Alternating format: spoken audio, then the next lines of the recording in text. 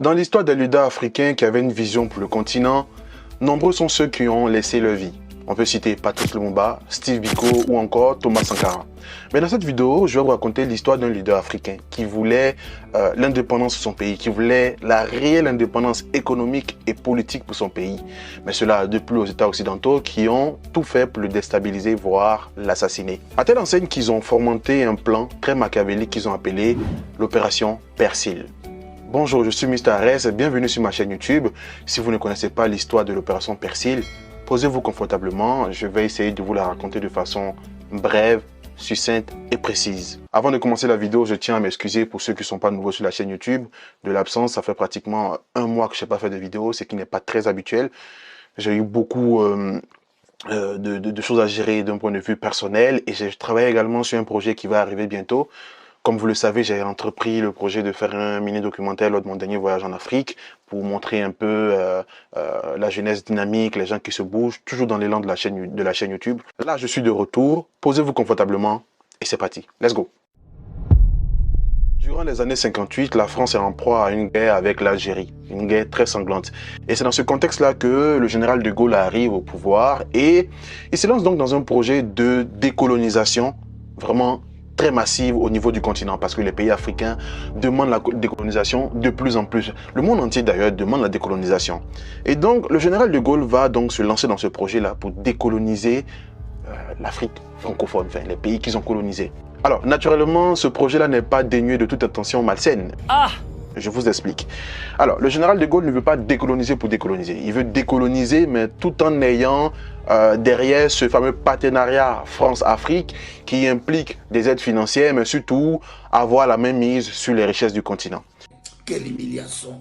Donc, dans ce contexte-là, il va se lancer dans un vaste projet qui est de parcourir l'Afrique, aller voir les présidents africains, leur raconter des sérénades, bref, tout le petit théâtre. Et donc, cela va de pair avec les bains des foules lorsqu'il est dans les pays.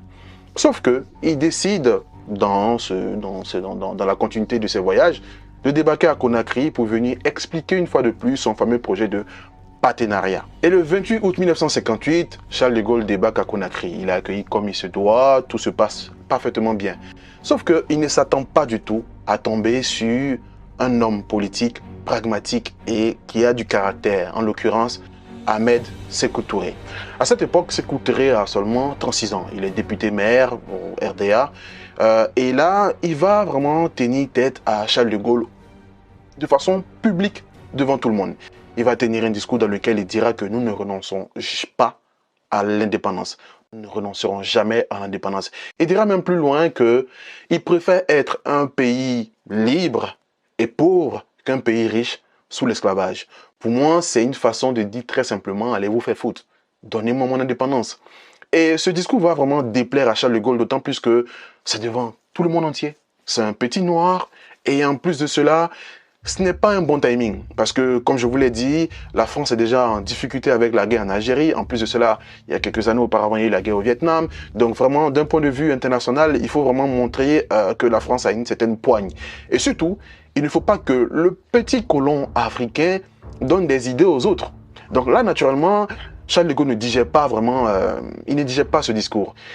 Il va même annuler toutes les rencontres qu'il avait prévues avec Sékou Touré, tous les petits dîners qu'ils avaient prévus, bref, tout est annulé. Il retourne donc en France, mais comme dans de nombreux cas, si vous connaissez un peu l'histoire de l'Afrique, à chaque fois qu'un président a essayé de tenir tête aux pays occidentaux, ce n'est pas la France, hein, c'est tous les pays occidentaux qui ont colonisé le continent, bah, très souvent, il y a eu des problèmes derrière. Thomas Sankara s'est opposé, il a fait un discours, il a dit clairement que je serai assassiné si je ne rembourse pas les dettes. Je ne me rappelle plus le discours, je vais essayer de vous les mettre en illustration. Et 3 mois plus tard, il était assassiné. Donc, dans le cas de Sékou Touré, ça n'a pas vraiment plu à Charles de Gaulle. Donc, Charles de Gaulle retourne en France et là, très clairement, Sékou Touré devient la personne à abattre. Mais dans un premier temps, Sékou Touré veut son indépendance immédiatement. C'est vraiment ça en priorité. Donc, dans la foulée, un référendum sera organisé sur le continent, vraiment pour les pays francophones colonisés par la France. Et dans ce référendum-là, ils devront se décider s'ils veulent rester sous l'emprise de la France jusqu'en 1960, où ils seront indépendants, mais pas réellement, parce qu'ils auront un partenariat, ils auront des aides financières, bref, vous avez compris. Alors, la majorité des pays francophones disent oui à l'indépendance en 1960, c'est-à-dire 2 ans plus tard, avec ce fameux partenariat de continuité. Mais la Guinée veut son indépendance immédiatement. Et donc, un référendum est organisé et c'est un oui à 95%. Enfin, un oui pour l'indépendance immédiate. Charles de Gaulle ne peut qu'abdiquer et il dit officiellement, s'il veut l'indépendance, qu'il la prenne. Donc, la Guinée est indépendante. Sauf que, la France n'a jamais reconnu la Guinée comme un État à cette date. Encore la France, ça ne me choque pas parce que, voilà, c'est pas l'Afrique. Mais tous les pays africains aux environs, aucun d'entre eux n'a reconnu la Guinée comme un pays indépendant. Seul le Ghana, seul le Cuba, seuls certains pays d'Europe de l'Est ont soutenu la Guinée.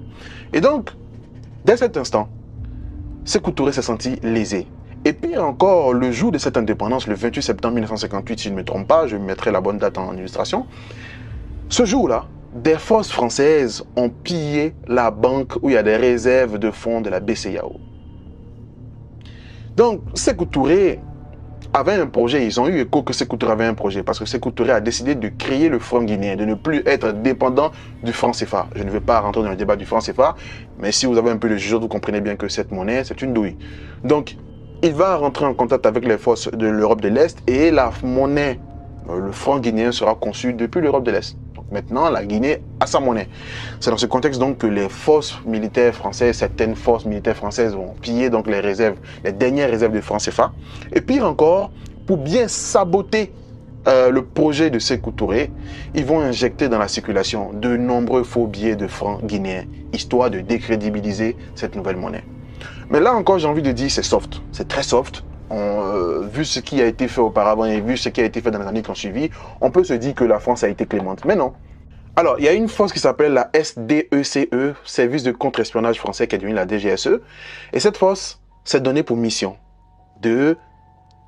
d'assassiner Sékou Touré, dans le meilleur des cas, de l'enlever au pouvoir dans le moyen des cas, et dans le pire des cas, de le déstabiliser, de le décrédibiliser auprès de la population. Donc, ils vont commencer à prendre des opposants au régime de Sékou Touré qui sont en exil, ils vont les armer, ils vont les entraîner, et le plus hallucinant dans tout ça, c'est que la base de leurs opérations n'était pas à Paris, n'était pas à Toulouse, n'était pas à Montpellier, mais c'était à Abidjan et à Dakar. Je ne sais pas quel moyen Sékou Touré s'est rendu compte de cette opération, et très vite, il a dénoncé au monde entier et l'opération n'a pas abouti. Donc Sékou Touré n'a pas été assassiné, il n'a pas été kidnappé, il n'a pas été victime de tentatives militaires parce qu'il a vu très vite ce qui se passait. Mais financièrement, économiquement, la Guinée a été touchée de plein fouet parce que toutes les tentatives, toutes les aides financières, toutes les procédures machiavéliques ont été mises en place pour vraiment affaiblir le franc guinéen au maximum. C'est pour cela que quand vous entendez souvent des gens dire que les pays francophones qui n'ont pas, les pays africains francophones qui n'ont pas le franc CFA, regardez le cas de la Guinée. Alors, le cas de la Guinée, vraiment, si vous voulez prendre le cas de la Guinée comme un exemple, ce n'est pas un bon exemple parce que je ne dis pas que toutes les actions de la France justifient le fait que le franc guinéen soit vraiment faible. Je dis juste que elles ont concouru énormément à affaiblir cette monnaie, à mettre la Guinée dans une situation économique très compliquée pour un pays qui est un sous-sol très riche. Tout n'explique pas le dysfonctionnement du pays, mais Sékou Touré a osé tenir tête à la grande France. Et il a failli y payer de sa vie, comme Thomas Sankara, comme Patrice Lumumba. Bon, Patrice Lumumba, ce n'était pas la France directement, mais comme d'autres pays, d'autres dirigeants africains qui ont osé tenir tête à la France. C'est l'histoire vraiment de l'opération Persil. Et si vous vous demandez pourquoi cette opération s'appelait opération Persil, vous verrez que la signification est encore beaucoup plus scandaleuse. Pour ceux qui connaissent un peu, pour ceux qui vivent en Occident, qui font beaucoup de lessive, il y a un produit de lessive qui s'appelait Persil, qui s'appelle encore Persil. Ils ont appelé cette opération Persil parce que c'était une opération qui visait à faire du nettoyage, ni plus ni moins. Donc c'était une vidéo sur vraiment l'opération Persil. J'espère que si vous ne la connaissiez pas, vous avez compris un peu les enjeux, vous avez compris un peu d'où la Guinée vient. Donc elle vient de très loin, elle n'a pas eu tout ce contexte un peu plus favorable que les autres. J'espère que vous avez aimé cette vidéo, n'hésitez pas à vous abonner. D'ici là, portez-vous bien, on se retrouve très prochainement. Ciao, ciao, bisous.